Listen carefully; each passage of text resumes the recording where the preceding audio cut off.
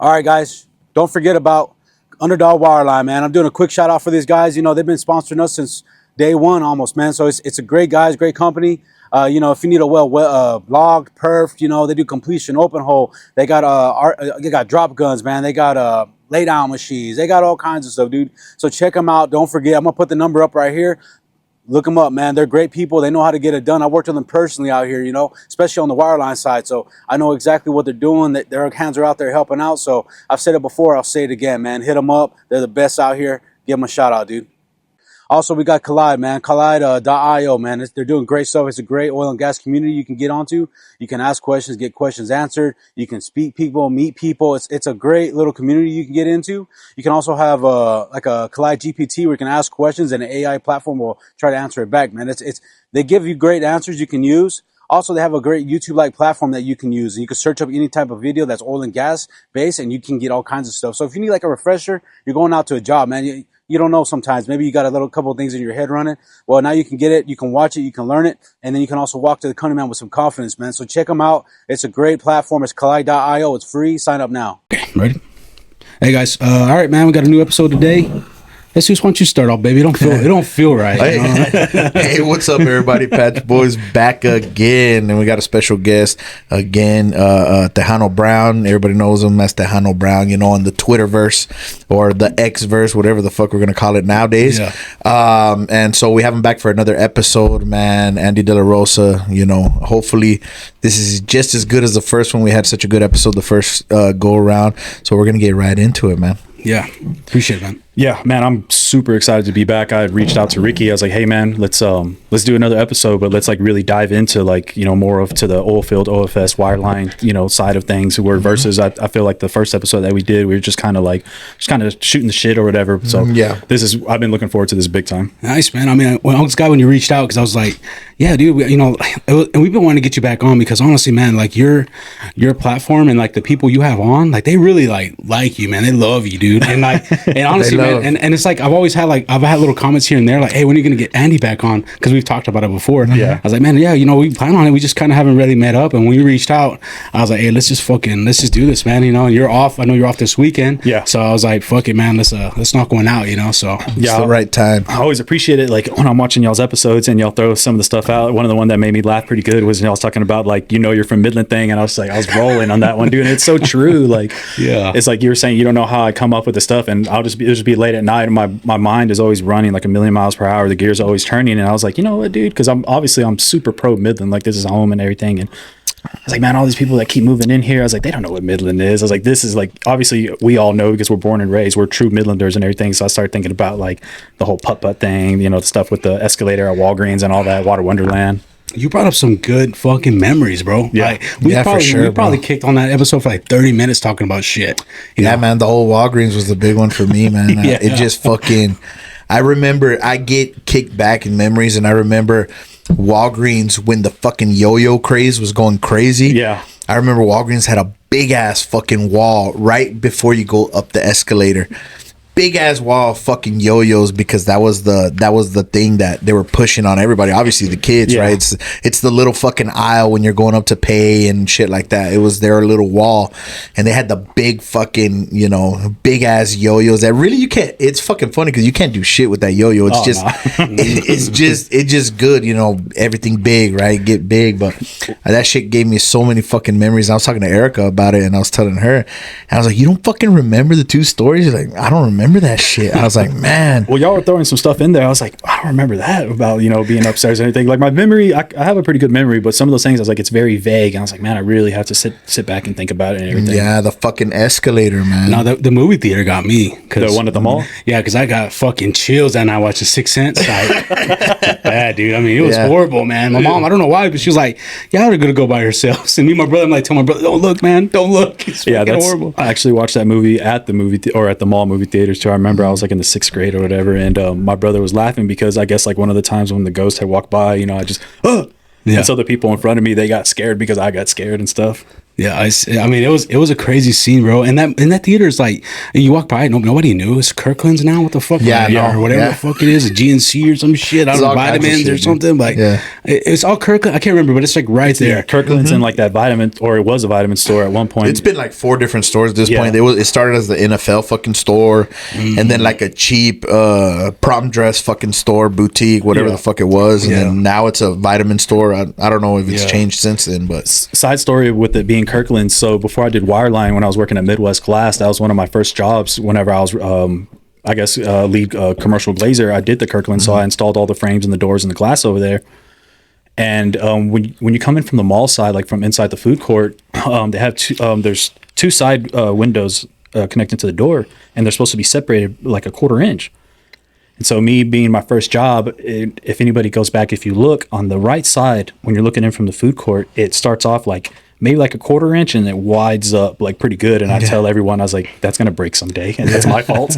Shit, that's crazy. Well, it's holding up till now. Yeah. Shit. Kirkland's is, I know a lot of people love Kirkland's. I hate going in Kirkland's. I get a fucking headache in that motherfucker. Yeah. I feel like they always got some, like, it just smells like a massive amount of fucking poopery. It's just laying around the ground and shit. Like, it's fucking hardcore in there. Like, for me, my sense of smell goes to shit as soon as I'm in there. I'll tell you what store in the mall drives my anxiety through the roof is Ross Dress for Less. I cannot be in there Ross for too long. Tough, man. My girl loves that place, so when I'm in there, I'm just like, oh my gosh, I need to get out of here. Ross is tough. Women put on when women walk into Ross, they put on blinders because it's just like, fucking look at this price and look at this price, and the only thing I'm looking at is like, look at this fucking line. Yeah. Fuck the price. Yeah.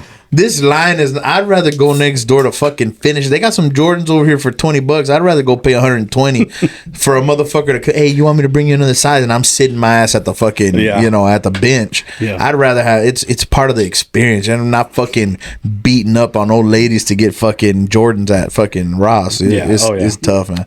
I haven't been to the mall since this whole thing started with the deportations. I was like, I'm kind of curious what it fucking looks like right now. This may be a little bit controversial, but I made a comment the other day. I was like, man, if Trump really wants to do this whole ICE deportation stuff, the first place he needs to start out is Ross Dress for Less. I think I did see that now too. Sure. Yeah, bro, that was a good one though, man. Yeah, that shit gets crazy, man. Like your shit you come up with is so fucking funny, dude. Like I saw one earlier, and you're like, rest in frack, or I can't remember what the hell, man. I just read it a minute ago, but it was just like, the way you said it, it's just like funny because like the things you say, they just fucking click and people love them, dude. You know what I'm saying? And then people feed off it too. Like some guy put like a snapshot of you, and it was like the captions of frack, and they had the fucking K in it, and I was like, fuck yeah. I was like, that's a good one. I put a video out that Digital Wildcatters had actually made for us. Is the one where they came to the shop and we're showing the hybrid wireline unit and everything. And obviously that's a long-standing joke with me on Twitter, X, whatever you want to call it. To me, it's still Twitter at the end of the day.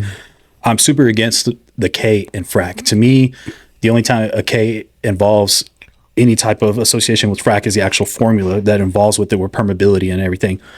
So everyone knows that I hate the K in frack. I like to spell it FRCING. Kind of looks a little dumb, but for some reason to me, I think that fracking looks a lot more retarded. But it does. I think so. And that's how I've always seen it. You know what I'm saying? FRAC, you know what I mean? Like, it's like, what the fuck? You're like, the K is weird. Yeah. To me, it is too. You know what I'm saying? So, and I wanted to bring this up too, man, because I think, like, I've been seeing you do these videos now on X or Twitter or whatever, and like you're my bad. Sorry, and you're like doing discussions, or you're like talking, and you got your hands and stuff. I thought that was pretty neat, man. That's something very new, and I wanted to really touch base on that because he's like driving and he's sitting and he's like talking about what they're doing, and he's got his hands in the back. And I really like how you did that because nobody does that shit, bro. You know what I mean? Like that's unique. Yeah. So we were leaving location one day, and like I said, my mind's always going a million miles per hour, and I just thought of something. I was like, you know what? I was like, let me start interviewing these guys that I work with, because all these guys that I work with, they're either from some of them are local, obviously. But you got guys from Laredo, from Oklahoma. We even had some guys that come and work for us from Florida, out of all places. So they're either flying or driving all the way from Florida. And so I'm trying to get their perspective of how they came into the oil field, their experiences and everything. So the first story I did, I had my 2 main operators. One of them's been in wireline just about the same amount of years that I've been. So I'm going on about 14 years. And so we experienced the vertical days and everything, the vertical fracks, the fast pace, just get it, gun ho, all that stuff. So we're talking about how I mean, we basically got no rest during those days because it was, you'd get to a location, you would start a vertical frac, and it might take maybe like a day and a half, 2 days, depending on how good the frac was, or, you know, if wireline had issues, if frac had issues, water transfer had issues, any service side on during those operations had issues. And then I'm getting another perspective from a newer hand that started, you know, maybe has like about 2 or 3 years. So he's just introduced the whole entire horizontal scene. So it's two sides of the story, and I want to get their perspective on everything. Like how do they came into the oil field, what they see, and then what they want out of it too. And then like the second recording that I did was with the guy from Oklahoma that works with us, and trying to explain, you know, what's the differences between, you know, Oklahoma oil field versus Texas oil field. And I've done about 2 little short clips so far, and I want to keep doing it because there's so many people that have so many different stories, and everybody's story is unique and different. And I think that's very important, is, you know, besides just showing, you know, what this company can do, let's present to everyone like these people's stories, so they know, like, okay, man, this guy did it, so I can do it. It's easily achievable for me. And obviously the oil field needs as much talent as we can, because, you know, after the COVID crash, we lost a lot of people with talent because they were tired of, you know, the ups and downs of the industry. So now we need a new calling for all these new people that want to learn, that want to be able to go out there and make an honest living and, you know, excel in a new career, especially as promising the oil field. That's a great perspective, bro. Yeah. I mean, shit. Well, Landman ain't helping. I'll tell you that. Yeah. See, that's also something I've been super vocal about on Twitter. Is so I haven't watched the show. I have no interest in watching the show. I just don't like, you know, people that have no connection to the oil field at all, especially these Hollywood celebrities and everything. Which in reality, they're probably against us. You know, just trying to make an honest living. So now you have these people that are trying to put on this persona of something that they have no clue about. Yeah. Hey, it's true. I mean, if you go into the show, and you go into the show with the thought of, I'm gonna learn something about the oil field, you might as well just fucking never watch No, it. you can't. Because this is pure, and when I say pure entertainment. Now, in some of the instances, it's been a little bit like politicized or whatever you want to call it, but when they talk about the environmental impact of things, and how oil will always reign supreme and stuff of this nature, it's kind of giving a nudge towards fossil fuels. It's not giving a nudge the other way. So if you were to take it in that sense, that this is gonna actually be something of how do you want to influence, I guess? If it's going to be something of influence, and you think it's going to be something of influence, then you're on the oil side of things, the fossil fuel side of things, the mining side of things, it's actually not going to bother you. Because through it, whenever they speak about it, and they speak about windmills and the solar part of things and this, that, and the other, everything that's regurgitated there, that's actual fact. That's fact that you can go back and you can fact check. But when it's actually on the mining side of things. So who's the main character? I guess Billy Bob Thornton. Billy Bob. So I have seen a clip like that, and I will give credit where credit is due, where, you know, he talks about, you know, fossil fuels, which basically, you know, obviously hydrocarbons, oil and gas and stuff like that. He's talking about that versus what some people are trying to attribute to as a green movement. You know, in reality, the green movement still, I mean, you need fossil fuels to be able to make that happen, you know, to be able to industrialize this whole entire industry of windmills and all that. I mean, you still got to think about the machinery that's being used, the concrete that's being used, how to move all this material, how to even produce all this material. It's still because of fossil fuels. And not just that, we still have to mine minerals that you need for batteries. Exactly. Like it's mining all together. Fossil fuels is different, but it's for me, it's best to group them all together, because mining is mining. So whether it's minerals, it's all going to come to an end at some point. Of course, we know that it's not, they don't last forever, right? And it's the same thing with minerals. Minerals, you dig them out of the ground, eventually there's not going to be any, right? Yeah. And so I group them all together. So like Fraxab likes to say, we need all the fucking energy we're generating, not just part of it. And I think I heard it mentioned in Landman. I don't recall exactly. Yeah, they said that. But it's all necessary to make it go. It's just the problem is it's easy. It's low hanging fruit to go after fucking fossil fuels, man. It's easy. And Fraxab's 100% right. We need as much energy as possible to be able to have a functioning human society. I mean, we're a first world, and there's still countries out there that literally heat their homes with cow shit. With cow shit, stuff like that. You know, these are your third world countries. and I'm not trying to knock down, like say like windmills or hydro or solar or anything like that, but to completely try to phase out fossil fuels immediately, that's impossible. You would cause mass extinction on 100%. On a global level. Yeah, 100%. You're right. I mean, it's just they're just talking out their ass, bro. Really, I mean, it's just a bunch of shit that they think is gonna sound good to their friends. Hey, I'm looking like I'm a good guy. I'm trying to take care of the environment, but they don't really know shit, right? But we all know that. That's how they all are. But right? man, I do to be fair, I do recommend Landman for a beer and a laugh on a Friday night. Dude. No doubt about it. No doubt about it. But you're not wrong though. I mean, you're not wrong. But seeing that shit, like I saw like one scene where they're like on the pool unit and they're like fucking working all hard and shit, and they're like, and they're fucking like, oh well, the well's running, the fucking thing's pumping. They still got like 4 stands in the derrick. I'm like, you fucking kidding me? You never really fucking stands in there. How you gonna break them bitches down now? What a fucking pipe wrench? You like, cannot get technical with this show. If you get technical off the first fucking episode, people started fucking losing their minds. See, that would be me. I'd be like, oh man, that's freaking wrong. They don't even know where the key to the V door is. But if you let that go, it's actually pretty entertaining. Yeah, it's pretty entertaining just on that side. And it's funny because I mentioned to Erica every time they were watching it, I mentioned, hey, somebody's gonna talk shit about that. As soon as I see it, somebody's talking shit about that. And fucking it's fucking hilarious because not, spoiler alert for whoever and yourself, whoever hasn't seen it. In a recent episode that I saw, it's already over, but I'm still catching up. Homeboy received different size drill collars all together bundled up. Oh yeah. And they unstrapped it, and he's on top of the fucking mound of these fucking drill pipe and collars, man, and he's just fucking jumping. Jumping like, and there's what the fucking fuck? I don't know what all he's saying, but as soon as he fucking jumps, of course it comes collapsing the avalanche style and crushes him to fucking death. And there's no fucking bars, my man knows because he used to load up fucking 100%, 100%. It was so. It's just so terrible. It's just like a huge dramatization or whatever. 100%. They are 100% doing this shit for entertainment. I mean, just fucking The Hospital, for the love of God. They made The Hospital look like it's a fucking clinic. And then Billy Bob, what is he don't know no fucking starch or what? Like he's wearing like old school Levi's, ain't no fucking bro. Like nobody wears. If you're a consultant or a company man, you're wearing fucking starched up Ariats or something fucking. I dig that. I'm not gonna lie. Bro, like, I dig that shit though. The fucking the pearl snaps and the fucking pearl snaps are cool, but his jeans are like you just fucking roll out of bed, bro. Like he's a fucking old guy though. You know, are they even FR?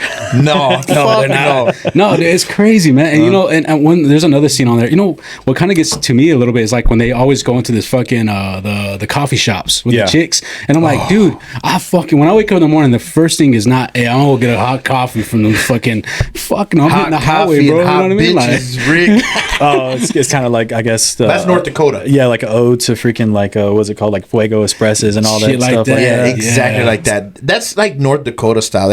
I think they took the oil patch as a whole. Yeah. Right. We get a lot of shit for our name being Patch Boys. Yeah. We get a lot of shit. And we've made that up before the fucking show. I just want to put that because they call it the patch in there, right? Yeah, patch. I'm like crazy. Well, I mean, it kind of helps us out in a way, because but it kind of just came out of nowhere on Weekend. So like, my wife just said, I'm like, fuck it, let's just run with it. It sounds good. It sounds a little catchy. So, but then the show's on. I'm like, no, we fucking made this up before the show. It's like this shit didn't come out, right after, But I mean, it's all right. It's a decent show. Everybody just talks shit. That's a fucking Canadian thing. Well, I worked with Canadians. I fucking hate Canadians too. I ain't gonna lie to you, man. I love Canadians, bro. Speaking of Canadians, whenever Trudeau stepped down, so there's another subset of energy Twitter, which they refer to themselves as Canadian Oil Mafia. I remember I made a post. I was like, congratulations, Canada. Now all you got to do is get rid of COM, which is Canadian Oil Mafia. It's a hashtag or whatever. And, a lot of those guys were like, coming after me. I mean, I know some of them took it as a joke. And I always say, like, man, the real COM is the city of Midland. That's the only thing that matters. Bro, let me tell you something. Like, I've worked with a bunch of Canadian guys. They come down here. They fucking love this place, dude. I have a lot of good Canadian friends, man. They fucking love it. Like, it's funny because we talked about this before, and it kind of speaks to what you're saying about Midland. People fall in love with Midland, believe it or not. And these people come from all over the place. Yeah. My current manager is from Venezuela, and he worked most of his life in Ecuador. Yeah. So when he moved here, he came from Ecuador. And he loves it here. He's like, if I could fucking stay here, I would stay here. If my visa allowed, and if I could stay here, I would fucking stay in Midland. He's like, everywhere else that they've sent me, I can't go and have lunch with my kid. Yeah. Or if so-and-so needs me, go over there and figure it out. You know what I mean? And here, he's been able to do that. And on top of that, he's like the family. It's very family centric, especially now. Midland's done a good job of building that up. Yeah. And I think they're going to keep doing it. But he's like, it's very, very family centric. And everywhere else that there's oil, that's kind of withered away. Oh, it's like, take for example, so I've worked all over Texas, South Texas, East Texas, some of the plains and all that, what little oil to have over there, of course, Southeast New Mexico. So the good thing about Midland is, you can come here, you can work, you can make money, but there's still a possibility to, raise a family here and have the family environment and be able to go out and do things versus, let's say I'm in freaking one of the worst places on earth, which is Jao, New Mexico. It doesn't work like that at all. Don't get Ricky started. Or even like the Eagle Ford too. Like it's not the same thing. I can't speak for the Bakken because I've never worked up there, but I've read plenty of stories. I've talked to plenty of people. It's not the same type of environment as versus the Permian Basin, which is Midland, Texas. And where's the Bakken at? That is in North Dakota. Oh yeah. See, I worked out there in like Williston. Yeah. And it is a different fucking environment. I'll tell you that much. And I never seen a rainbow so fucking clear in my life out there, bro. But I can't tell you this much. It's just different out there. It's cool. I mean, like everybody's like, and it's a lot more laid back. You know what I'm saying? Like, but I mean, I love Midland, bro. I love West Texas, and no fucking way to take me away from it. But it was a different feel, a different vibe. You know what I'm saying? Especially out there, whenever they hear you from Texas, it's like a whole different fucking. It's weird, man. Like you don't realize it, but when you see a guy, hey, I'm from Texas. Oh, I'm from, and it's fucking like y'all are boys. It's like it's a brotherhood. Course, bro, it is. Like you go over to the Marcellus, like the Pennsylvania area. This is the first time I've ever heard it. Like they have this motto, like when you say, "Oh, I'm from Texas," and their thing is Taft is like, "This ain't fucking Texas." I don't know. That's very true. Some of them just don't like Texas bros. Yeah, that's true, man. I know a guy who told me that he would, and he fucking hated working. He was from Texas, but he hated working in Pennsylvania because he's like, they don't even fucking like us, bro. Like they still, their own people don't respect them out there. You know what I'm saying? Like, and he's all like, and they come talk shit to us all the time. But he was like, fuck Pennsylvania, But it was funny though. It's not surprising that their own people, they don't give them the respect or the regard for anything because you're looking at a blue cities, blue state, etc. Like for sure. Yeah, you're right. You think it's about changing. that. It's changing. But what's that movie with Mel? What the fuck is it with the what's his name? It's where he's in Pennsylvania. He's like a fucking guy who's trying to save the planet or the fuck the green. It's like a green little company. It's man, I can't think of his name. He's a big actor. Fuck.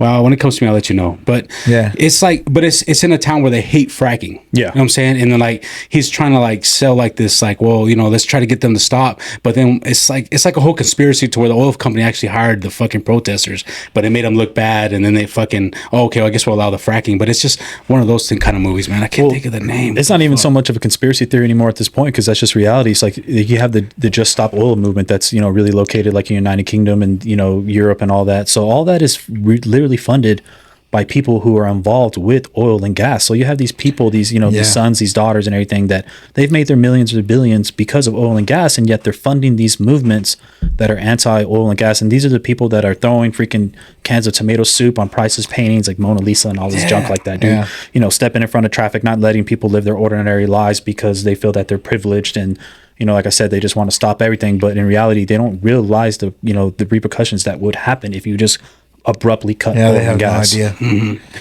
You're right. I mean, and it is, and they don't think about like us, who are our families we provide our families through oil and gas. Yeah. Mm-hmm. They tell us go learn how to code or some shit like that, right? Whatever the fuck it is, and it's like, dude, like at the end of the day, you're still affecting lots of families and a lot of people. A lot of economies are cities that they rely on this money. You know what I'm saying? They rely on everything. Everything kind of goes in a circle with each other. You know what I mean? Yeah. So I think that is wild. And that movie I'm talking about is with Matt Damon.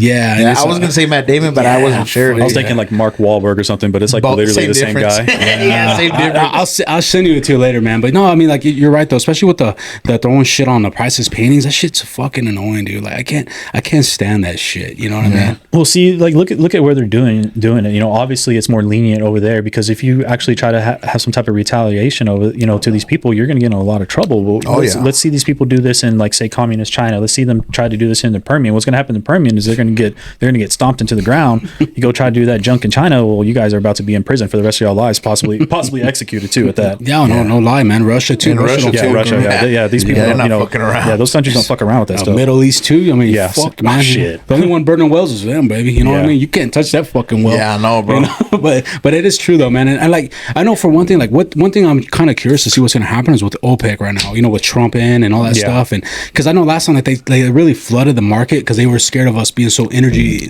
dominant or independent in a way. You know what I'm saying? Or very They're coming to the supportive. table, baby. And it's like a weird thing, and I know you kind of got an idea on that and how you feel about it, and I get where you're coming from, Yeah. right? And I don't know if you want to explain that a little bit or what you. Yeah, so I've been vocal about this. I was very vocal about it today, which I'm getting a lot of feedback on Twitter and on LinkedIn. So don't get me wrong, I like Trump. I mean, I don't care how many feelings that hurts or whatever. I'm pro-American and everything. But my big disagreement with Trump is his stance on energy.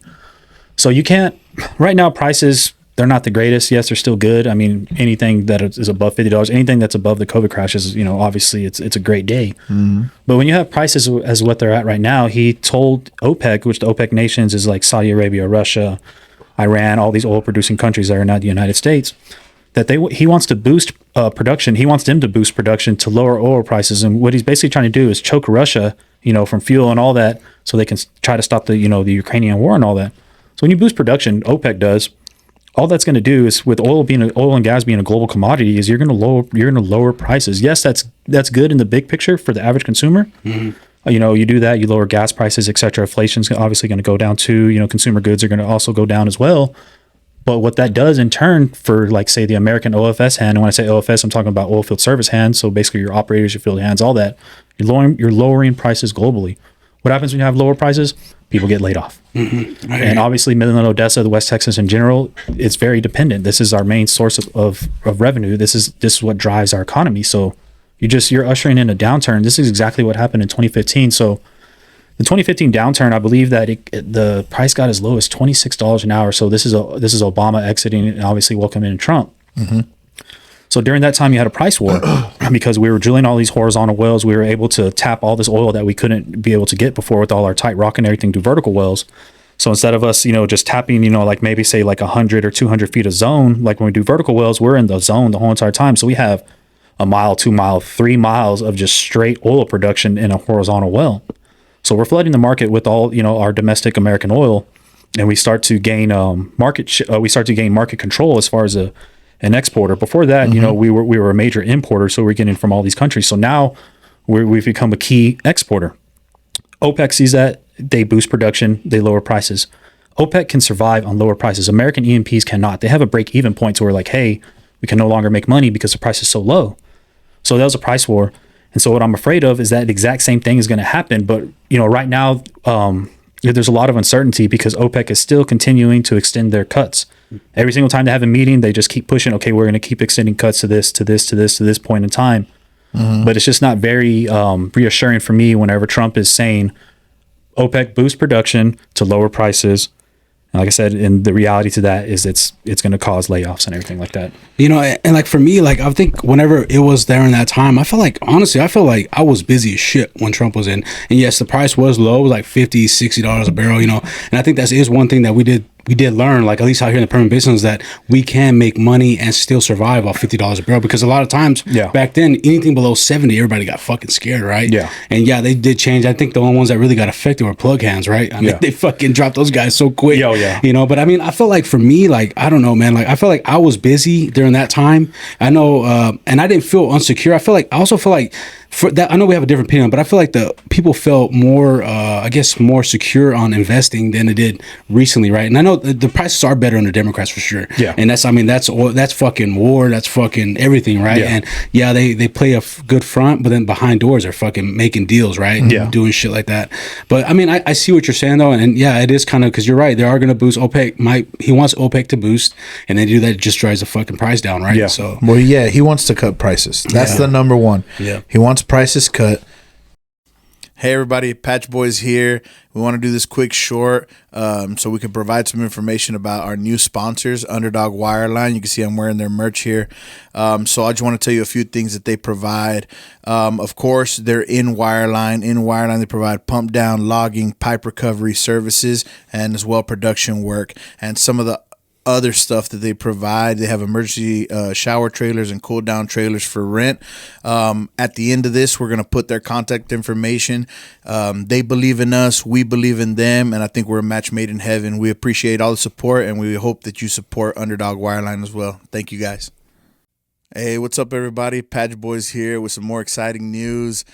So we got a little partnership going with Colin McClellan, also known as Frack Slap. You guys know him from the podcast. And, of course, the people from the industry know him as the Roughneck from West Texas, doing big things, right? So he's got a new app coming out. It's called the Collide app. It's a community-based app for oil and gas industry. It's a public forum, basically, where you can go join in conversations with other people that are like-minded or have like jobs in the oil business or different jobs, right? It also has a YouTube like platform where you can search videos and learn about anything in the oil field. It features AI. You can also ask direct questions to and get a direct answer really quick. Man, and if you're looking for a job, Collide Jobs is there to help, man. This is an all-inclusive app, fantastic for the oil and gas industry. I hope you guys can join the Patch Boyz there. Thank you. All right, guys, I'm out here in the field, man. I just want to do a quick shout out for Best. You know, they've been out here sponsoring us too. They're great guys, man. And I just want you to think about it whenever you need something done. You know, you need a hot shot, you need some sandblasting, you need welding, man. You need rouseabout, you need all kinds of stuff. These guys will do it, man. You know, they're great guys. They've been sponsoring us since day one. They're great people that do a great service, and they have a great attitude, man. So, you know, don't forget them. Check them out. Look them up and put the up number right here. Give them a shout out, guys. I appreciate it. Hey, what's up, everybody? Patch Boyz here, showing the new merch drop from Tejas Hustle, man. Man, they got amazing hats. They just gave us a plethora of hats to show off. We got some corduroy hats, nice and soft, light as a feather. Some trucker hats, man, that you're used to wearing out in the patch. Looking amazing. We got some hunting gear. You know what I'm saying? Oh, yeah, little orange love right there. And this hat that we're wearing right now, which Ricky's going to gush over in just a few seconds, man. We appreciate it. We appreciate Texas Hustle for hooking us up, man, making us look good. Oh, yeah, man. You know, we love it, man. We appreciate all the support. Like he said, I'm loving this hat, bro. This hat right here, look, man, it looks good on both of us, bro. And we got two different types of heads. So yeah, check them out, man. And, you know, these guys support us. If you're looking for any shirts, you're looking for any decals, you're looking for any cowboy gear, something, man, check them out at TejasHatco.com. Look at their links on the bottom of our description on the episodes, and you can be able to get them. So support them like you support us. If you love us, you love the Permian Basin, you love the oil and gas industry, you love this local thing we got going, check them out, man, because they're doing great stuff, and we appreciate their support. Shop local, and don't forget, keep on hustling, baby. There you go. So that energy comes down, and if energy comes down, the rest will follow. Yeah. All prices will follow energy. He's not wrong. He's going to follow, and anybody that I spoke to about Trump and what was going to happen, I told them we will have a downturn at some point under Donald Trump. It's going to happen. The reason why is because when you flood the market with so much fucking oil, and it's not, at this point, it's gonna overshoot what's needed. Yeah, it's simple supply versus demand. 100%. It's gonna overshoot what's needed. When we get to a point at the back end of Trump's term, we leveled out. Everybody was busy, and we had a future. That's the issue here.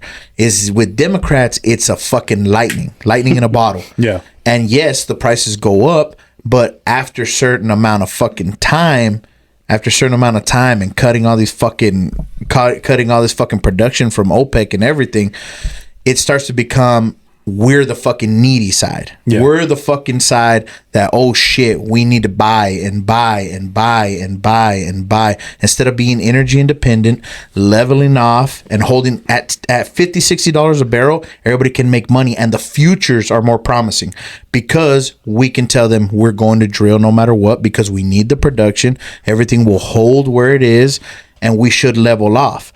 But at the beginning, it's definitely going to be a downturn because we're going to crank it the fuck up. All the reserves are going to get full. OPEC is going to crank it the fuck up. Oil's going to be coming out of everybody's fucking ears. Yeah. And we're going to have a downturn. It's just going to fucking happen. Like, what's crazy is that, obviously, the United States is now the most producing, in the whole entire world. We produce the most oil. I mean, we're producing more than, OPEC nations combined and all that stuff like that, Saudi Arabia and everything. But, I'm coming back to where you say everyone was busy. Yeah, I was busy too. Thankfully, thank God I was never home.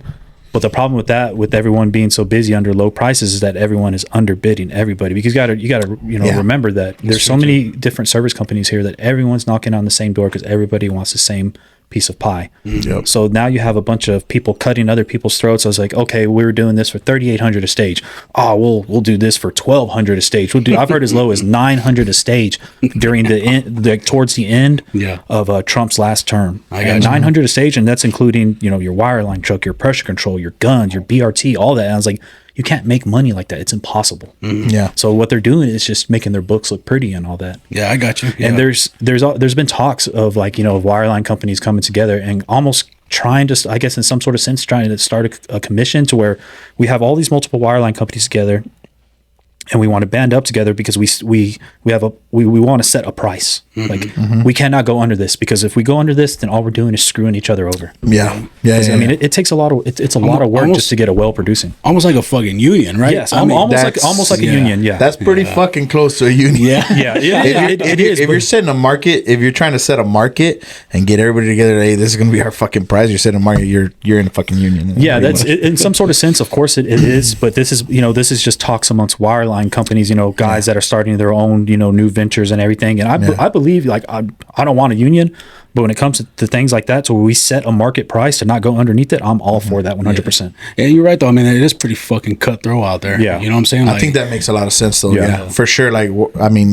Undercutting through prices like that, I mean, the way that the competition should go is who does it the best, who has the best tools, who has the best trucks. It should be that. 100%. Yeah. I think it's probably a good idea for what's coming. I do expect it to come, and I do expect it to be fucking hit and miss there for us. Like, for sure. I don't doubt it at all. Unfortunately for us, it's brighter on this side for everything else. Else, there's going to be a few things that for sure we're going to disagree with Trump on, but the positives far outweigh the negatives for me, and all we can do is hope that, as he's done before and he's proven before, he'll listen. Yeah, and I'm hope I'm wrong in this. I do, but I'm like, some people may say I'm being negative, but I'm a realist. I look at the big picture. I look at his track record in the past, because in his last term, oil was like at $48 a barrel, and he was saying that it was too high and asking OPEC to boost it. I was like, you don't ask OPEC to boost prices at 48, or to boost production at $48 a barrel. I was like, come on, dude. I was like, we're barely making it. Yeah. And during that his last term too, companies were just burning through cash. They weren't able to, build capital and return it to investors. And one of the things that really helps, like, this may be kind of crazy to say, but COVID was one of the best things to happen in the oil field, because once COVID, it was a reset. Yeah, it's literally a reset. Once COVID happened, you eliminated 20 million barrels of global consumption, just like that. Nobody was driving, nobody was flying, nobody was going to work. That right there, we were able to drain inventories and all that, and then even Biden too, draining our reserve. Drained the shit out of the 40-year lows. 40-year lows. Like, it sucks because it's supposed to be for American security and all that. As stupid as some people may think he is, I honestly think he was very strategic energy investor, because, I mean, shoot, 125 versus I think the highest under Trump was maybe 86, and that was extremely short-lived. Yeah, and that's two fucking wars riding two, or one war. One war, that's one. So it's crazy, bro. Yeah. Like, and it's crazy how a war can fucking drive a price like crazy, and especially when it's Russia, because there's like straight energy too. You know what I'm saying? Like, it's just wild. Well, it was just the whole Russia-Ukraine conflict, and you had a lot of other conflicts going on. Of course, you had Israel and the whole Iran thing, and it just seemed like every single time there was a geopolitical risk that the market was reacting negative or the opposite of what it should have been. Like, it was like, oh man, we'd be opening up in the red. I was like, what the heck is going on? I was like, does this not matter anymore? Yeah. No, but where it was benefiting, and that was benefiting the Russian war machine. Yeah. 100% it was. When he stopped liquefied natural gas from being exported from the United States, all of that consumption went straight to Russia. Russia made all of that fucking profit from Europe. Yeah. Because we stopped providing that liquefied natural gas, which is fucking crazy to me. But you say, of course, the thing is, it's not Biden. It's the whole fucking DNC that's doing that shit, right? They know what they're doing. They know how to keep the war or the ember burning. Yeah, they know it's strategic. You're 100% right. I shouldn't even say Biden at that, because I mean, I'm pretty sure that dude didn't even know he was president. No, 100%. I think he doubted it here and there for sure. Yeah, you know, and I know, like, you know, I know for sure my man here supports Trump 100%, but he's just, the way he looks at it is just straight oil and gas, right? Like, your mind is just always oil and gas, right? Yeah. You're always looking at prices, because I see you be fucking screenshotting prices all day, and I'm like, I know what the price is. Let me look at Andy's fucking X count. No, and he's right 100%. The same for me. I told everybody, is he good for us? Probably not, but for the nation, it was necessary. That's why I look at too. It's for the bigger picture, because yes, you know, obviously Midland, Odessa is funded by oil and gas and everything, and pretty sure more than 90% of the people here work in oil and gas, plus all the, you know, the people that are imported here just to be able to be in the Permian Basin and make a living. But for the bigger nation of the, you know, the interest of our country, the positive interest for our country, it's good for them, because we're lowering prices, we're lowering fuel prices and everything, and like I said, everything's going to fall in place. He's already talked about once prices lower, he's going to cut interest rates, which that's what everybody freaking needs. I mean, we need it. I mean, you look at the prices of houses. I think my cousin right now is paying 7% on his house, a brand new buyer. I don't even want to buy a used fucking car. Yeah, I know, right? Telling me shit. You're talking about Hondas back in the day that were like 3,000 are going for like 10 grand now, dude. That's crazy, man. And you're a Honda guy, bro. Oh, super Honda, dude. Yeah, you know what I mean? This guy fucking loves Hondas, bro. It's crazy. That's wild, man. You know, and like one thing, Andy, I wanted to ask, like, because you've been on Twitter since it fucking started. You've been, now it's X, and then I know you've seen the oil and gas community all over the place. Like, how do you feel it is now compared to what before it was bought out? You know what I'm saying? Like, is it a big difference, you think, talk wise, or? There's definitely there's a lot of pros. There's definitely some cons. I feel like we have more of we don't have to worry so much about being banned, because, you know, before Musk came and bought it out, like, I had to be very selective on some of the things I said, because I didn't know if I was going to get banned. There's been a few times where I get banned for a whole entire week just by like just little things I'd say, and it'd be taken completely out of context. And now, like, a lot of people that I saw, you know, that were banned, their accounts are reinstated, and it's like 2 years later, I'm like, holy crap, dude, like, I forgot about you. And they just randomly pop up on my on my follower account again, and I start talking to them. It's like, man, he's like, my account just came back out of nowhere.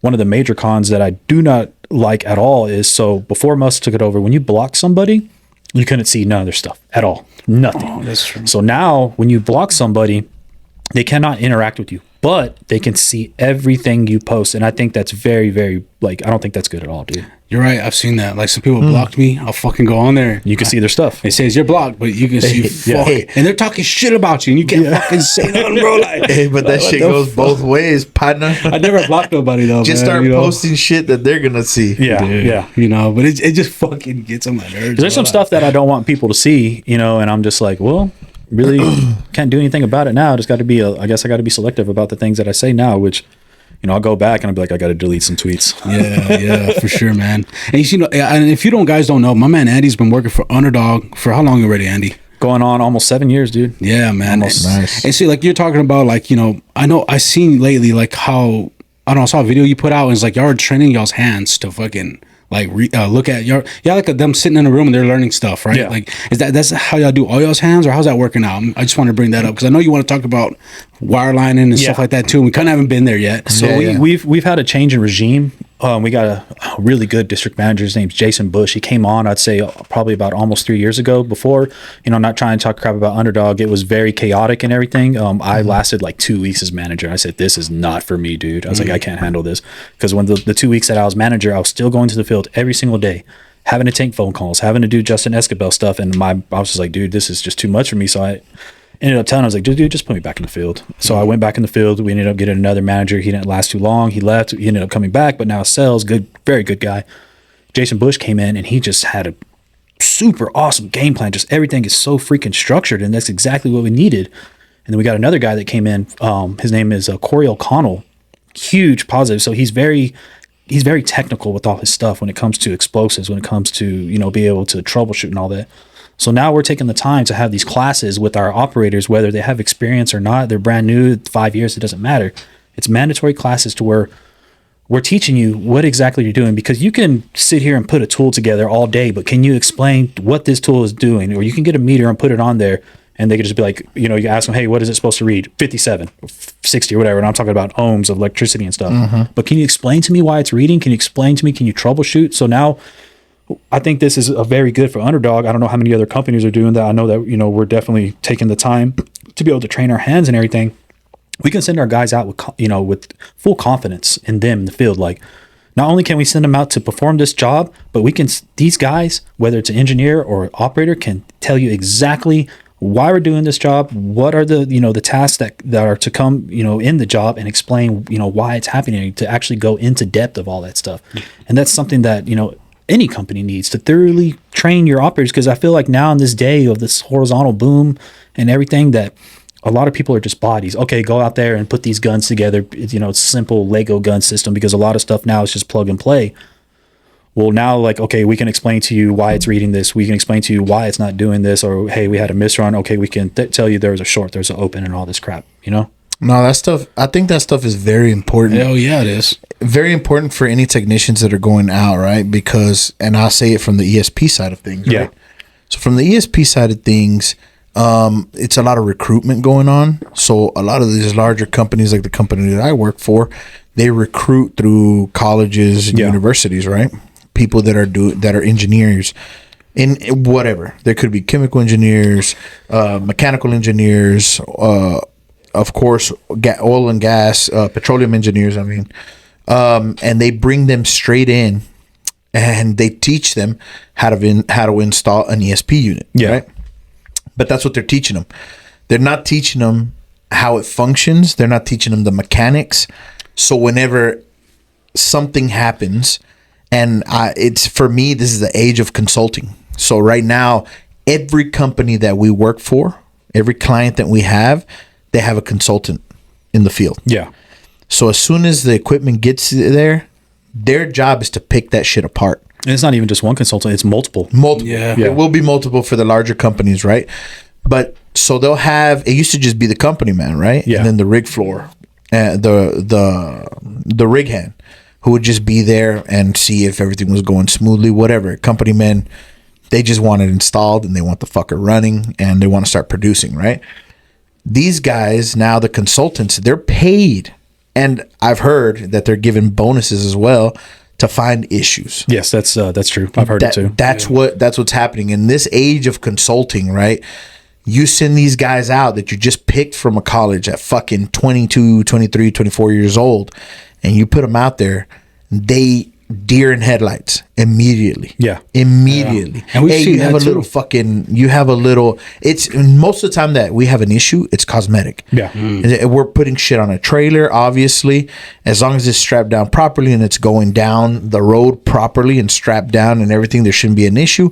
But this is dirty, the paint doesn't look good. It's so fucking crazy how many units we've received back because the paint doesn't look good. Yeah. So then the corrosion control must not be properly done because the fucking paint is smudged or what have you, right? Yeah. And it's so crazy. That is very important for somebody to be able to articulate what they are doing and why something looks the way it does and why this is not an issue and why that is an issue.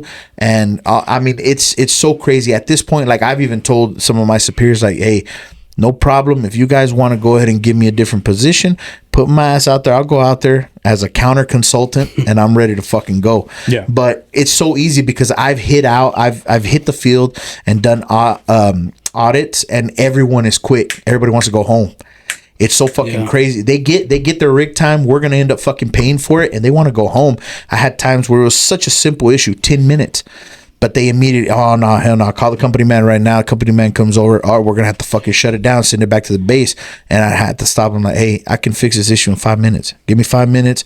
This is what I'm going to do. He's like, that's it? Yeah, that's it. And he'll allow you to do it. But if you can't articulate what you're going to do and why you're going to do it, you're fucked. But you're right. Go ahead. I'm sorry. Yeah, you definitely have to be able to explain, thoroughly, what you're doing with your job, especially in this day of, you have, it's not just a company man anymore, it's company men. Mm-hmm. And one of the big issues that I have with troubleshooting is, like, say you work at a larger, I'm not going to name any names, but a larger wireline company that just focuses on pump down operations, which is horizontal wells. I mean, that's the king, is horizontal wells. Mm-hmm. If you have an issue with the gun, you're not allowed to touch the gun. You put it to the side, and they have to have managers come out and diagnose it, versus like back in the day where, hey, we have an issue with the gun. Before you even call anybody, you try to diagnose the issues yourselves and fix it. If you for some reason can't fix it, you call, then that's when you call management. Yeah. That's not the name of the game anymore, and you can't train people like that properly at all. No. Yeah. And you're right, like, because I do remember, like, before, I think they had a big problem with just putting people in fucking seats. Yeah. Like, hey, you got a fucking little degree? Let's throw you in the seat right now. Yeah. We'll get you trained up in 6 months, but we're gonna have to rely on your fucking hands to get you in the hole. Your hands will make or break you. It doesn't matter. 100%. It doesn't matter how good you can run a truck or whatever. It's you. So much relies on your operators, and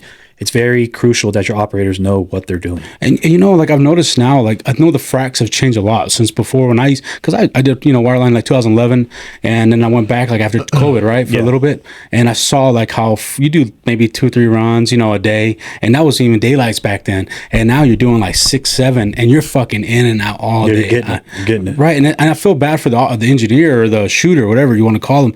Like, these guys can't get out there, they can't look at their shit because, hey, the company man's on their ass, say, hey, we got to get back in the fucking hole, like, what are we waiting on? So these guys don't really see what they're doing. Like, they have to rely solely on their hands, right? Trust, man. Yeah. It's a high stress job. That's 100%. One of my big things back in the day before the whole plug and play system came in is when we were doing these, they're called EB switches, which is, they acted on negative and positive polarities when it comes to, current and voltage and all that. I know what I'm talking about, the wires that come out of the gun. Mm-hmm. One of my biggest things was I would not allow my operators to stuff the wires in. I would personally, when I would get out of the truck, personally check every single gun, every single wire myself, stuff it in, and put the port plug on myself. Nobody put those port plugs on by me. I've seen too many issues happen where, unfortunately, a wireline supervisor, wireline engineer, whatever you want to call them, are just too damn lazy to get out of the freaking truck just to tighten up a damn port plug. Mm-hmm. And something like that, like, say if you don't tighten, like, you don't have like an O-ring on your setting tool, and you go and you stab onto the well and you equalize, the first thing that's going to happen is that plug's going to set. Now you just wasted thousands and thousands of dollars on equipment that is ruined because the plug sets in the pressure control, or you say it doesn't set and you're running down hole, and once you get enough hydrostatic, then that plug's going to set down hole. Okay, well, now we're screwed. Now we either have to get a workover rig or a freaking cold tubing unit just to come and drill this fucking plug out because you couldn't check for one simple O-ring. Yeah, I know, an 11-cent O-ring. Yeah, exactly. When I first started, we accidentally set one in a fucking lube once. I've seen it done, man. I've seen it done. We didn't see the fucking disc, you know what I'm saying? Yeah. And we didn't put it on. We didn't even check, bro. Explain it, because you're talking to an ESP guy. I don't know what the fuck you're talking about. Baker setting. It's a setting tool, Baker 20, right? Yeah. You pick it up. You have like a disc on there. So like whenever these 20s are set or they're shot, then you got a lot of pressure in them. So when they come out of the hole, you got to like kind of have like this tool where you kind of punch a hole in it, and then it lets go all the pressure. Well, this didn't have the disc, so when we put it in the fucking well, when we opened up the well, it had like 1,500 pounds. So we fucking felt that bitch set right in the fucking lubricator. And the lubricator is where you have like a 30-foot string, you can put that inside the lubricator, put that on the well, and then that's wherever all your pressure is, everything's right there. So all that hydrostatic will cause that tool to set. Yeah, just push it out, and then now you created an isolation, because that's the whole point of a plug, is it creates well bore isolation between your fracks and everything. So now that plug is either going to be set in the wrong spot in the well, or it's going to be set, obviously, 9 times out of 10, it's going to be set right in the lubricator, and that's not cheap, man. It's not cheap at all. And someone's losing their job. Yeah. Like, and Andy, you've been in and out. Like, I mean, you haven't been out. You've been in it the whole fucking time. I've been in and out, and I saw a big difference from wireline. But you've been in it since fucking vertical days. I mean, I remember seeing you when Hector Martinez stacks on stacks. You know what I'm saying? And I saw you at that fucking Fabelas, or whatever. And and I know you've been doing it for a while. But like, have you seen a big difference in the hands and the way it works? I mean, how do you feel about it now? Kind of 50-50 within the hands, because you're always going to have some people that, hey man, this is a good dude. He wants to make a career out of this. He's obviously, hey, let's get it, let's learn, whatever. And then you always have the guys that are just there for a paycheck. They're not really trying to learn. So it works on both sides of the spectrum, from the vertical days to the horizontal days. Maybe more of a sense that I feel like people, like a lot of the hands now, really just want to check. They're not really interested in learning and all that stuff. But I mean, there's still some good guys out there, man. There's definitely still some good guys out there. I mean, I feel like it's just, man, I feel like it's, at least from what I've seen, with Justin and the Underdog and, how they do it, it's just like, I see like they're very hands-on. And like I've told people before, and I know they've seen the commercial or the promos, and when I'm like, hey, I worked with them, and I'm not lying to you, I worked with them in fucking good hands, and those guys help me do all kinds of shit, you know what I'm saying? Especially with a pack round. Usually you don't want to fucking help a pack round out, you know what I'm saying? They're like, fuck that guy. Like, he'll get it on his own, you know know what I'm saying? But like these guys are right there helping you out, and I know like you've been with them for so long. Like I mean, I can feel like there's like a big kind of like momentum where everybody's just learning, everybody wants to thrive and move up and up and up. It's a culture, man. Yeah, we're very hands on. We have a good management team. They're all very supportive. You call them, they're going to answer. It's not going to take multiple calls to be able to get these guys. They'll go out to the field. The wireline supervisors, which are your wireline engineers that we have running the trucks, we're all very tightly, knit and everything. So we're always constantly in the shop, rebuilding tools, cleaning equipment, just asking questions. Hey, how do you do this or how do you do that? We're having classes, in the shop and all that stuff. And I mean, shoot, even the things that we have to be able to communicate at all times, which we use this app called Slack, which we're constantly letting them know what we're doing. I mean, I can't even take a crap without letting these guys know what I'm doing. Damn, let's get crazy, man. Yeah. But it builds a really good culture, a closeness. You don't feel like a number. Exactly. Yeah. And that's very important for someone that you want someone who is not more, but equally as worried about your well-being as their own. And a lot of places you can't get that. No, you can't get that because management from top to bottom, those guys are worried about their numbers. Yeah. Numbers. And what it boils down to is that's how the people start feeling. Yeah, because I feel like the bigger wireline companies, if someone's like, if they're not happy and they say, hey, I'm going to leave, they're going to be like, okay, there's a door, whatever, bye. Yeah. Versus here, when we have someone that we know that's is going to be a good hand and say, hey, we're going to leave, we got a job offer, we're going to do what we can. I'm not necessarily saying we're going to throw all this money out and everything, but we're going to talk to them and be like, this is the right decision you want to do. Obviously we're going to support you, but we're going to do what we can to try to keep them if we know that they're a valuable asset to the company. Absolutely. Yeah. And you know what's funny? Some people take that adversely. Some people take the fact that you're willing to sit down and try to convince somebody, not convince them. They take it that way, right? That it's a convincing, I'm going to convince you to stay here for myself. Yeah. But it's really crazy to be able to, it takes skill to be able to talk to someone and let them know and feel like, what's the truth? The truth is that I want you to succeed and I think you have a shot at doing it. But if you want more money, I can't tell you what to do. I've had those conversations many times where people don't get exactly what they expect, kind of out of the quick buck. Yeah. They don't get exactly what they expect. And I've had multiple times where I've had to sit down, like, look, let's sit down and talk about it. You tell me what you're worried about, and I'll tell you what I'm worried about. And so they'll tell me what they want out of the company, and I try to give them the straight answer. Yeah, are you going to get the quick buck here? No. You're going to be put through the test, and if you pass that test, you're going to climb the next rung. And in that rung, you're going to get paid a little more. Yeah. Until you hit the next rung, and you'll get paid a little more. So, but if you go somewhere else, they're not going to be as thorough. There's a reason why certain companies get poached so much. Yeah. And I spoke about this with, his name escapes me, safety guy. Oh yeah, I got you. Anyway, they got a good thing going with safety training. Yeah. And I told him, like, you're going to have to be worried about poachers. And 100%, he said, yeah, that's something, but we're not going to be worried about it because the system works. And I think that's the same thing that y'all got going on. These other companies, like mine, for instance, they train up people really well.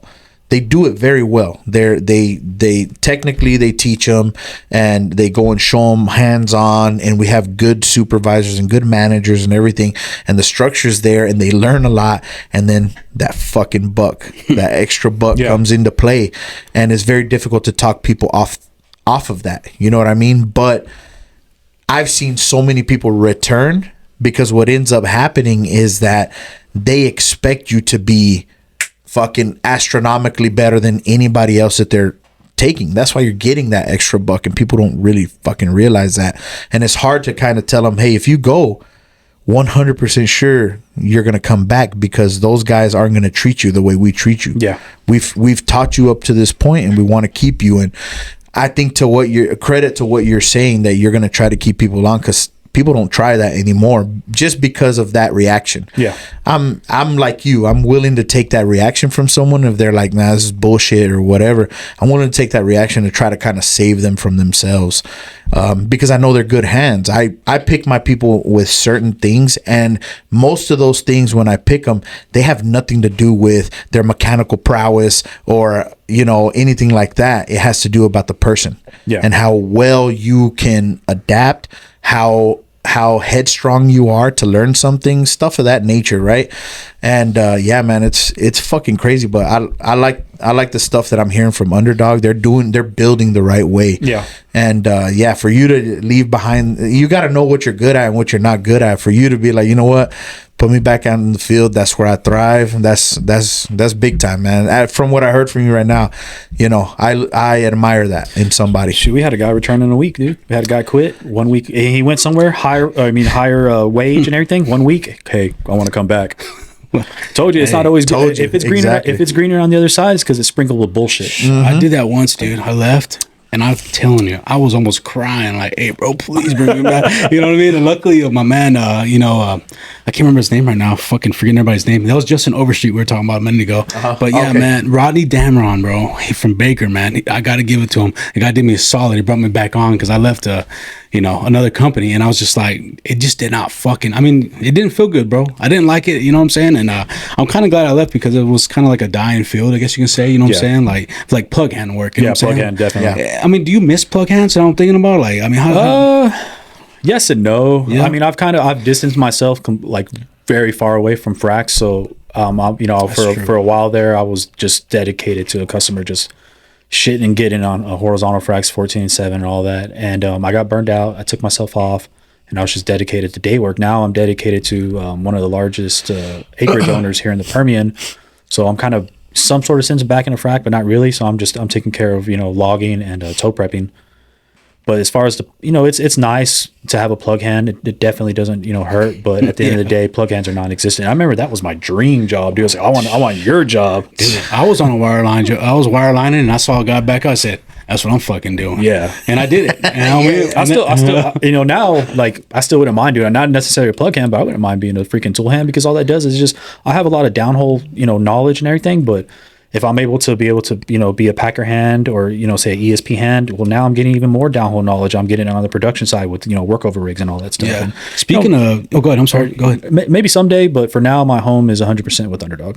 Hey, man, I mean, that's honestly, and I see, like, and we talked about last time, I see you, like, you've been pushing Underdog out since I didn't even know it was you back then. You know what I'm saying? Yeah. Like, me and Eddie, we didn't know each other, you know what I mean? We're just like, it was fucking crazy. We just met Twitter friends. Yeah, and then I was like, oh, fuck, so I think that is wild that you're there, and I mean, that's awesome that you stay there the whole time, and it's like you also bring, like, a very strong, like, hey, man, we got to have a good job here. It's almost like, in a way, your company, too, like, you know what I'm saying? Like, I'm here for it. I like to think of it that way, even though I have no investment, obviously no money no money into it and all that, because I was there from the get-go pretty much. We started in 2018, and I was the first engineer there, so I saw it come up from one wireline truck to what it is now, and I think we have about 7 or 8 operational wireline units. I mean, we've added slick line and braided line to our inventory, and we're about to get 2 brand new trucks, man. So we're shitting and getting right now, dude. Yeah, it's awesome, man. The drop guns are crazy to me. Whenever Justin was telling me about it, I was like, yeah, damn, I fucking, and I called my buddy, Romero. Yeah. So I talked to him, but I called him, and he was like telling me about it. I was like,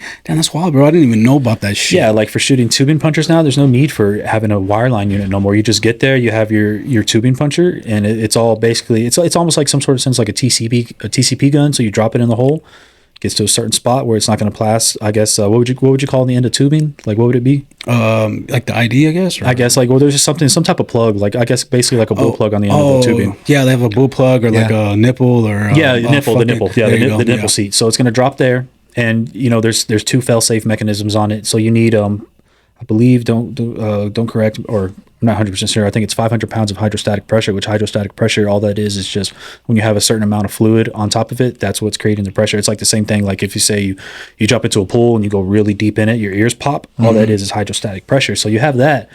So you have to have 500 pounds of hydrostatic pressure. And then once you drop that tool, You drop a weight bar, and it hits it, and it activates that pin, and it perforates the tubing, so they're not pulling a wet string out of the hole. But I mean, back in the day, you'd have to call for a wireline unit. You know, you got to wait for them to get there. And now it's just, hey, we have this gun loaded up. We have this gun. We're gonna get there just to pick up just one guy only. We're gonna load it. You know, we're gonna arm it, etc. Drop it in the hole. It's gonna drop. We're gonna drop the weight bar.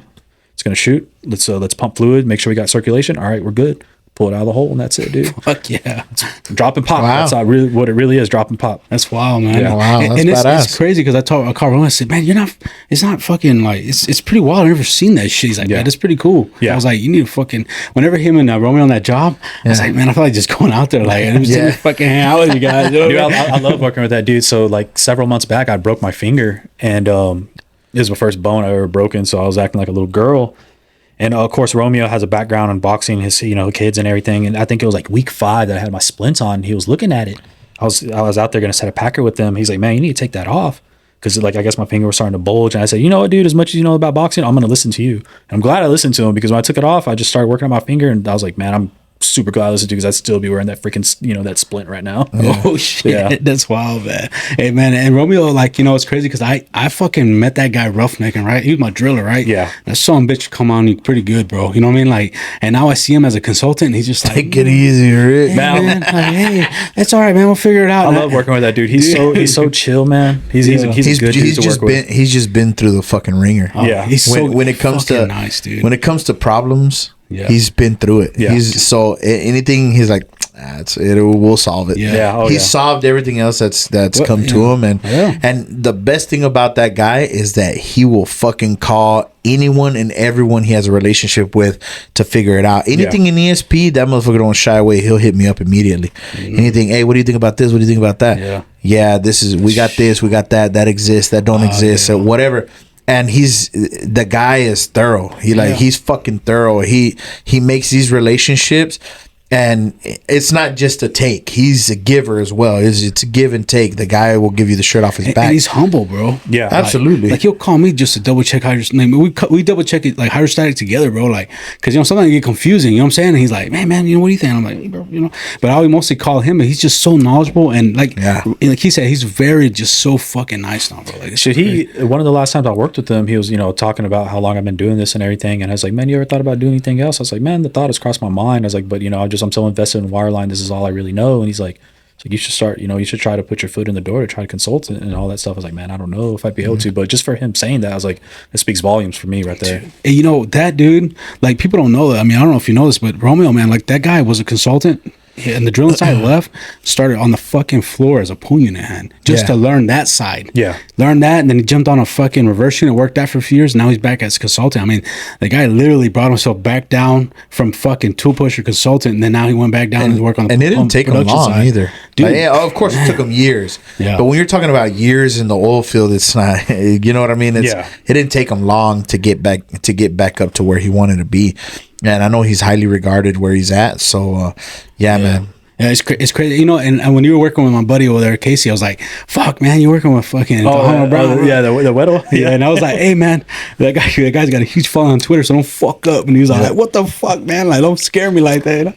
But, it was crazy, man. I think it's cool to see you out there. I think you're like, man, the way you put out your content is so cool. You know what I'm saying? And then whenever we put out, what's his name? Justin, the fucking funny guy, you know what I'm saying? Yeah. And you were like, hey, man, it's an OG of content creators, bro. Yeah, you know for sure, what I'm saying? bro. And I was like, fuck, man, but for you, like, I mean, you just, like, the shit you put out is just very educational. You know what I'm saying? Like, you can learn a lot of shit from your stuff, Yeah, your stuff is very specific, and people can actually learn from it, not, get the quick flyby.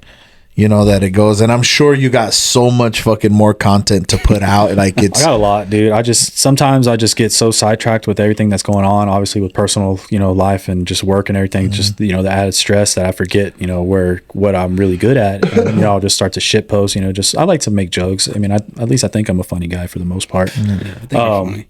What was it?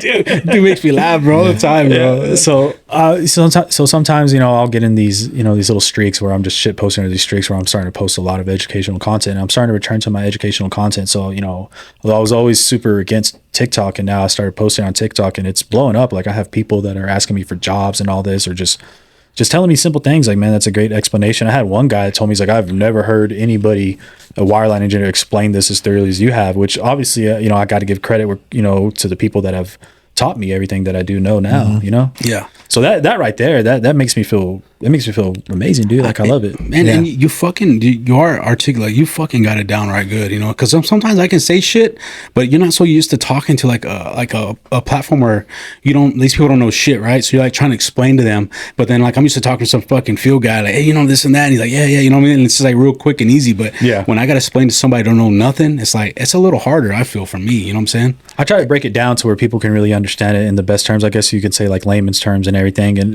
there's times where I do choke up and everything. Like, I've had people that have approached me and asked me to talk to college classes, and I'm like, I don't know if I could freaking do that, dude. Yeah. It gets hard on here sometimes because in your mind, and I'm sure this happens to Ricky too, in your mind, you know exactly where you want to go. But then getting there is a whole nother fucking issue. Yeah. You know what I mean? Like, you can get sidetracked really easy on what you're trying to say.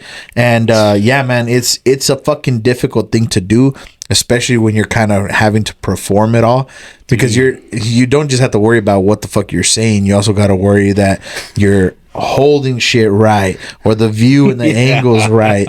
And people, that's what a lot of people don't know. You don't just fucking smack a camera up and it's that easy to put out a decent something decently well made, right? Or the video well made, and on top of that, dropping the content, being entertaining. It's a lot that goes into just making a short fucking video. Like, oh man, it's I don't understand what you mean about TikTok, because it kind of makes your content cheap in a way, right? Because there's kids that are just like, let me throw up a fucking dance and I got 300,000 views. You know what I mean? Here's 5 dances that you can do to make sure TikTok doesn't get banned. Yeah. And so that's the shit I understand 100%. But, and like I told Ricky, I love TikTok, because TikTok, even though we talk about like how bad it could be for, attention span and all that, TikTok feeds the right knowledge for me, or gives me the right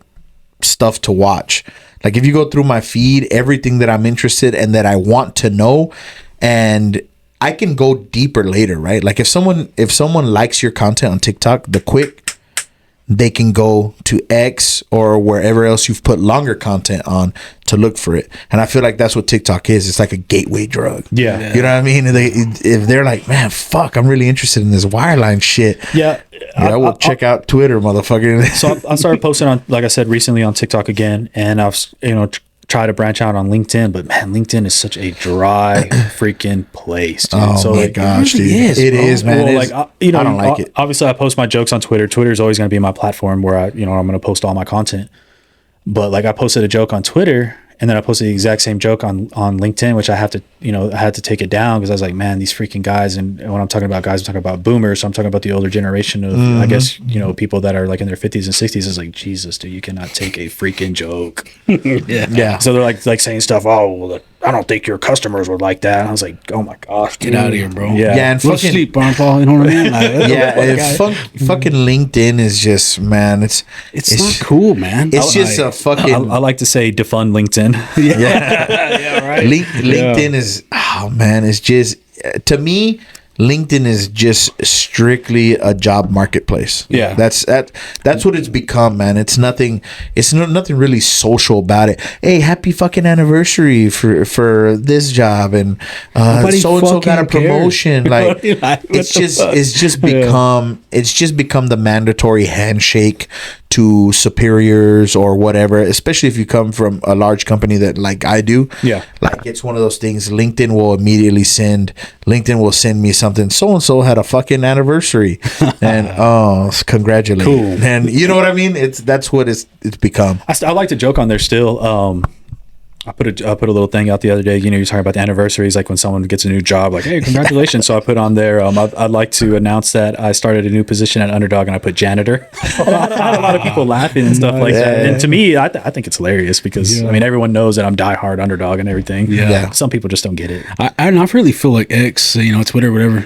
It's always a real confusing, right? But I feel like with the oil and gas, that community is strong, and they fucking, y'all put out the best shit, man. It's like, it's very tight knit, and the way y'all move. Like, I mean, you and Fraxlab, man, the way y'all like supported us and helped us out, like that shit really fucking helps, bro. Absolutely. You know what I mean? Like, and y'all, all y'all's people fucking love y'all, bro. You know what I mean? Some of the best content on Twitter comes from people who we have no earthly idea who the freak they are. They're just they're anonymous. They call them anons, and they put some really good stuff out there. And honestly, like a lot of these people are like high level executives or just like really big people like oil and gas, you know, boards and all that, and they put some damn good stuff out there, dude. And you're never gonna know who they are unless for some reason they reveal themselves to you. Yeah, there you go. Yeah. Hey, I gotta ask you a question. I see you put roll call out all the time.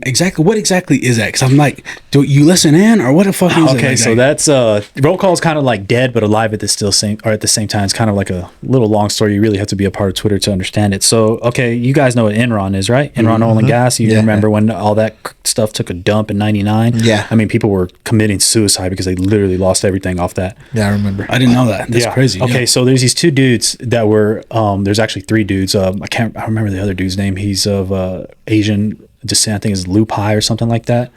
So the two main dudes is a guy named Jeff Skilling and Kenny Lay. So Jeff Skilling ended up, you know, it was like a bunch of fraud and everything. He ended up going to prison for several years, got out. He's still alive to this day. Before Kenny Lay before he was sentenced, he had a heart attack and died.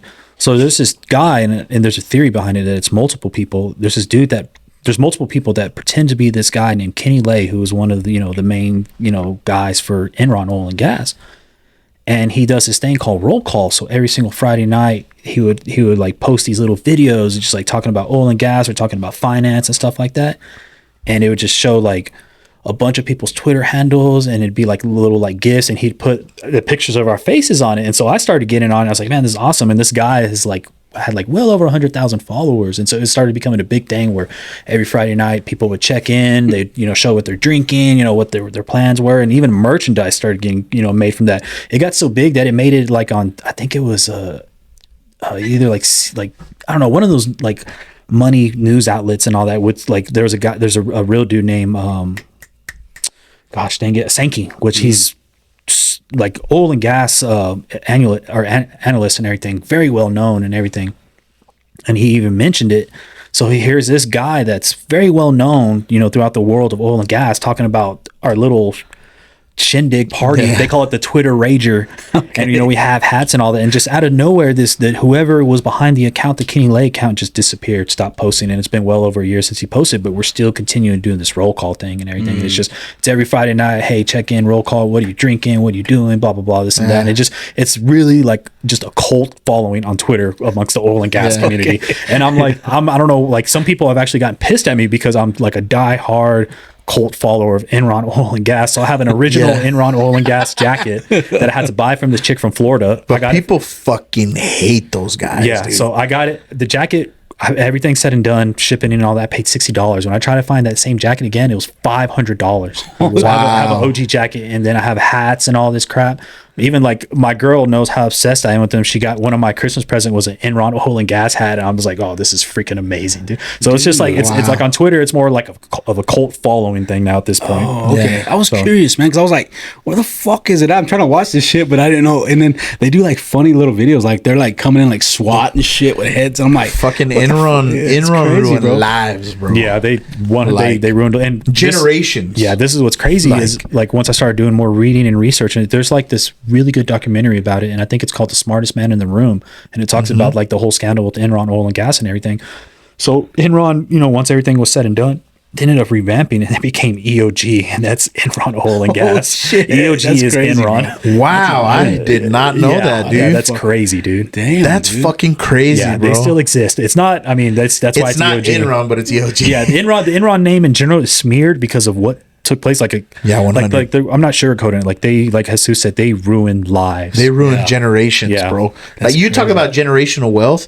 They ruined that shit for people. Damn, I did not know that, dude. That's one story I've never. It was a huge heard, scandal. This is like 1999, dude. That's I gotta check that out, man. Yeah, because that's honestly kind of. I'm really curious. Smartest man in the room. That's what it's called. Smartest man in the room. It's fucking crazy. And when people say Enron, it's the first thing that goes to mind. Obviously, why the rebrand, right? Yeah. But it's like BP. Like when anybody says BP, British what do you Petroleum. Fucking go to? No, got you go to. Damn, I didn't even know that. Yeah, man. Yeah, and then you had that giant oil spill was like in the Gulf of Mexico, Exactly. You or go what was straight it, the to Gulf of America now. Gulf of America. That's cool as fuck, dude. Gulf That's of what you Texas. go to, Yeah, man. Gulf of Texas sounds better. Yeah, I think it does actually. Yeah. that'd be cool as fuck Yeah. though, Yeah. man. But hey, it's been great, man. I appreciate you coming on, man. Andy, man. it's been really cool, man. I appreciate your support too, because you've supported us since we started. I mean, and I remember talking to you when I first fucking thought of this shit, and you're like, hey man, just let me know. And For sure. honestly, bro, it's been really good. You, Frax Lab, everybody in that community has been really good. You know, Justin, Jessica, Underdog. I think it's crazy how it's like a little community, bro, and everybody helped each other out, man. And oh, there's so many fucking branches. Like, Yeah. it's so fucking crazy from you to Justin, Jessica to us to, you know, Aquila and these guys. It's branched out so fucking crazy, man. It just keeps growing. It just keeps growing. It's like the connections keep growing, and Yeah. I feel like Underdog's in the center of it. Which is crazy, right? Super supportive of you guys. Obviously, you know, we grew up together, we went to, you know, school together and all that. We're all Midland boys, and one of the things I mentioned before we started is I want this to be the premier podcast for Midland, Odessa, Texas. That's what I want to see. Yeah, man, I appreciate man. that for sure. And honestly, man, we put one out every week, and we love to do that because it's like a little insight here and there, and we never forget about you guys. We always bring y'all up, man. I mean, and I tell you just the times I tell you, but like honestly, it's all the time, bro. Yeah, and we're loyal. Believe me. We talked a little bit about it before we got on, but Every single time I hear my name, I blush. I'm like, oh hell yeah. I love doing shit like that. Dude. Just throwing like reels out there, and it's like I just fucking love it, dude. It's just the second installment in the series. Yeah. Of course, you'll be back, and we'll have you back. And every time we get a little bit more information on Wireline and a little bit new stuff going on. We spoke before this about a little bit of the stuff that we want to do with Underdog and the vision that we have with the Underdog Patch Boys collaboration, man. Yeah. So hopefully, and you're going to be a part of it, of course. So man, hopefully that transpires and we continue this relationship, man, because it's been good. It's been good on all fronts. I feel like we haven't had anything bad come from it. So and you look good on YouTube, man. I saw that fucking video of you on Frax Lab. I was like, man, that's a fucking. I told Frax Lab, that's a good fucking video, bro. Oh, dude. yeah, it was fantastic, It dude. would have been tight if they would have filmed that video now, because since then I've lost like 35 pounds. You have lost some fucking weight, bro. Yeah, man. You look good, man. The best weight loss. The best weight loss out there is depression. Yeah, that's true, Man, man. there's nothing that'll melt it off, brother, like that. Yeah, I'll tell you that. You know, one time I tried to shove my fingers down my throat, bro, just to lose some pounds back in the day, and it didn't work for me, man. But, but you know what I mean? But you look good, man. I've seen you know, the mustache is looking nice and thick. You got the cookie duster. Yeah. Hell yeah, man. But thank you Back again. at it. Yeah, and thank you again, bro. I really appreciate it. Like Jesus said, we'll have you back on again. You know, just reach out to, and we'll reach out. I mean, I'm just glad to get you in this year, and it's nice to start off again, man. I mean, you've seen us kind of when we started to where we're now, and I think it's fucking awesome. And we're gonna have to forget about the structure. Like I know we came in and we're like, you know, we're gonna be a little bit more technical. Like we just go off. You know what I mean? Well, no, once we start talking, we just this is all like, of us. you know, like I told y'all before, like I love this environment. It's comfortable. I'm able to just chill, be myself, talk to you guys. Where, you know, some of the first podcasts I did, not knocking down anybody, I just didn't really know how to, you know, approach it because it was some of my first times, and I wish I can go back and do those. But I love coming on here. I was excited about this. I can be me, and I can show who I am. Hell I appreciate that, man. I appreciate that. Yeah, and if you're a guy out there with some moves, some power, request my man Andy when you get Underdog out there, man. You know, he'll get it down hole, baby, do whatever you want. You know, yeah, buddy. Buddy. Yeah, let me frack your wells. Yeah. I fucking love that, dude. Yeah, man. Well, all right, man. I guess. All right, man. Appreciate you, brother, and appreciate everybody who listens, man. Thank you. Yes, sir. Thank you. Guys, just wanted to come out here and say, make sure you hit up Underdog Wireline, man. These guys really know what they're doing. They got it going. I've worked with them personally on the field. I know you've heard me say it 100 times, but it's the truth. So look, they offer emergency shower trailers. They offer lay-down machines. They offer cool-down trailers. They even offer wireline, slick line, braided line, whatever you need. They probably got whatever line that you want, bro. So hit these guys up. Give them a call at this number, you know, and support them like they support us. This episode is sponsored by Collide. Now, you might remember Frax from our previous episode. The man's from Midland, he's a roughneck, and he built a really cool app called Collide. Now, this app is a community app for the oil and gas industry, where you can join forums to ask questions and to share information. Let's say you're looking for a job, you want more money, you want to move up in the industry, look at Collide Jobs. This app features impressive AI tools. It has a very advanced YouTube-like platform, and you can search any topic in energy videos. Look, this app even has an AI bot where you can ask questions and it will answer them instantly. So look, it's free. Sign up now at collide.io.